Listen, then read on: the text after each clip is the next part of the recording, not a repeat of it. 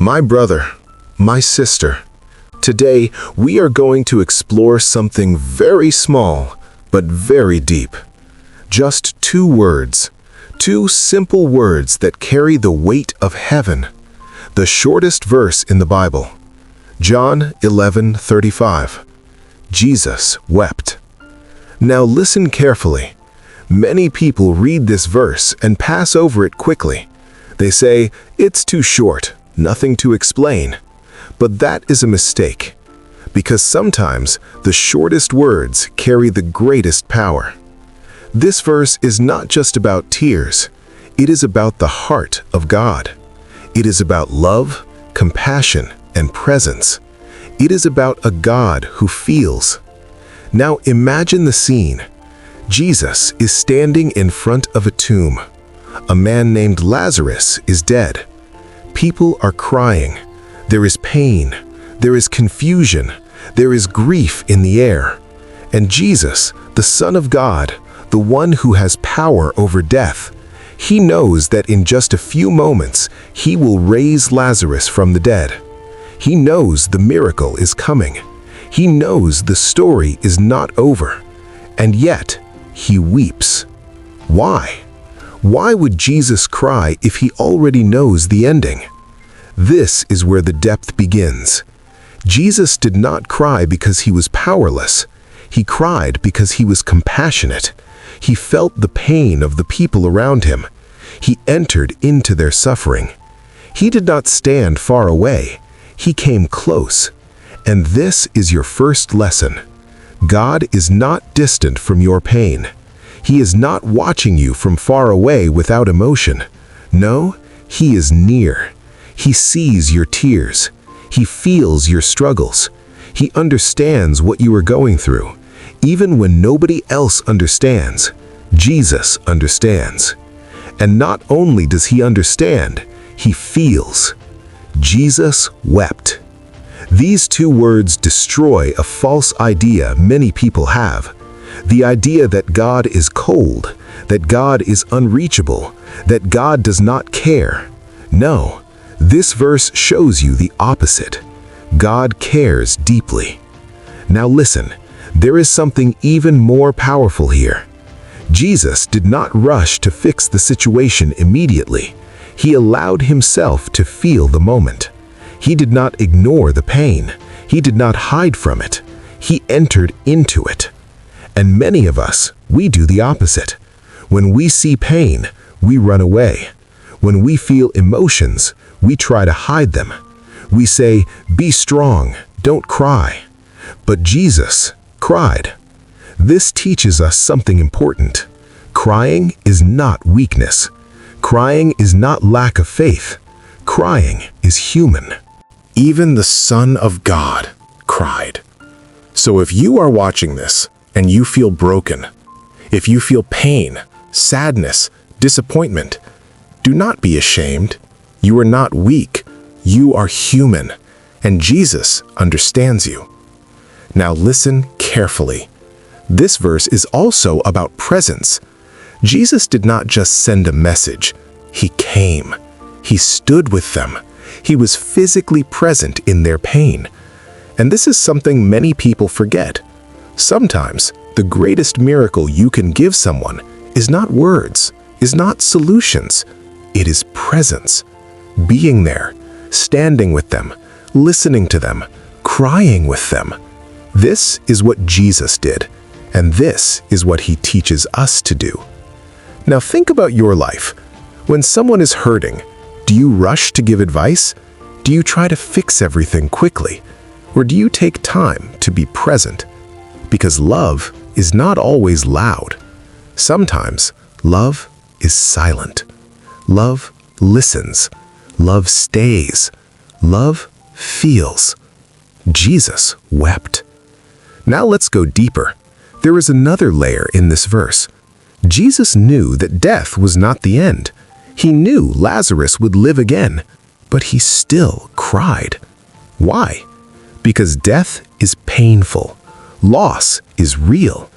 Even if there is hope, the pain of the moment is still real. And this teaches us something powerful. Having faith does not remove emotions.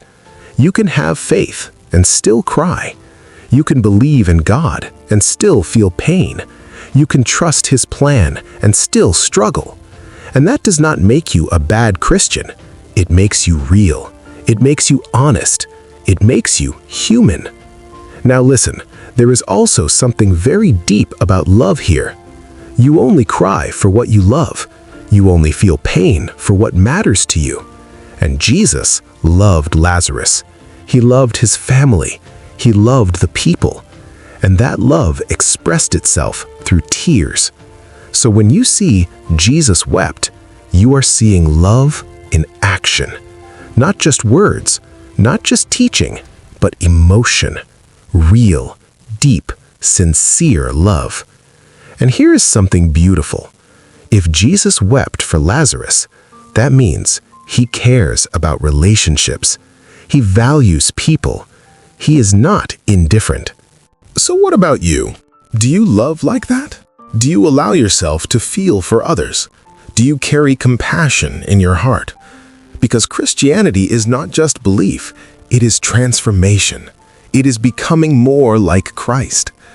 Now listen carefully. This verse also shows us the humanity of Jesus. Yes, He is the Son of God. Yes, He performs miracles. Yes, He has power over death. But He is also fully human. He feels. He experiences emotion. He connects with people.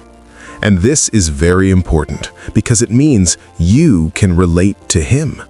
He is not distant. He is not unreachable. He understands what it means to be human. He understands your struggles, your emotions, your fears, your pain. So when you pray, you are not talking to someone who does not understand. You are talking to someone who has felt. Now listen, there is another powerful lesson here. Jesus did not stay in the place of tears. He moved from compassion to action. He cried, yes, but then He acted. He went to the tomb. He called Lazarus, and life came back. This is important because emotions are not the end. They are part of the process. But God does not leave you in your pain. He moves you through it. So if you are in a season of tears, understand this. It is not the end of your story. God is still working. Just like Lazarus, there is life after the tears. There is restoration after the pain. There is hope beyond the moment. Now imagine this. The same Jesus who wept is the same Jesus who brings life. The same Jesus who feels your pain is the same Jesus who has the power to change your situation. So you are not alone, and you are not without hope. Now listen carefully. There is something very practical for your life here. If you want to grow spiritually, if you want to become more like Christ, you must develop a heart of compassion. Not judgment, not indifference, compassion. When you see someone struggling, don't just observe. Feel, care, pray, support, because that is what Jesus did. Jesus wept. 2 words, but they teach us how to love. They teach us how to relate to others. They teach us how to walk with God. Now let me speak directly to you. Maybe you feel alone. Maybe you feel like nobody understands your pain. Maybe you are smiling outside, but inside, you are broken. Listen to me carefully. Jesus sees you. Jesus knows you. Jesus feels your pain. And just like He stood near that tomb, He is near you right now. You may not see Him. You may not feel Him strongly, but He is there, and He cares more than you can imagine. Now take a moment. Think about your life. Think about your struggles, your fears, your disappointments. Bring them to Him. You don't need big words. You don't need perfect sentences. Just come as you are, because the God who wept is the God who listens. Now listen, there is also a powerful truth here for your faith journey. You must not ignore small verses. You must not ignore simple things, because sometimes The deepest truths are hidden in simplicity. Jesus wept. Simple words, but infinite meaning. So when you read the Bible, take your time. Don't rush. Reflect. Meditate. Ask yourself, what is God showing me here? Because the Word of God is alive, and even one verse can change your life. Now imagine living a life where you are connected to God, where you understand His heart, where you reflect His love, where you carry His compassion. That is the life He is calling you to. Not just knowledge, but transformation. Not just information, but connection. So today, let this verse stay in your heart, not just in your mind, but deep inside you. Jesus wept. When you see someone in pain, remember it. When you feel broken, remember it.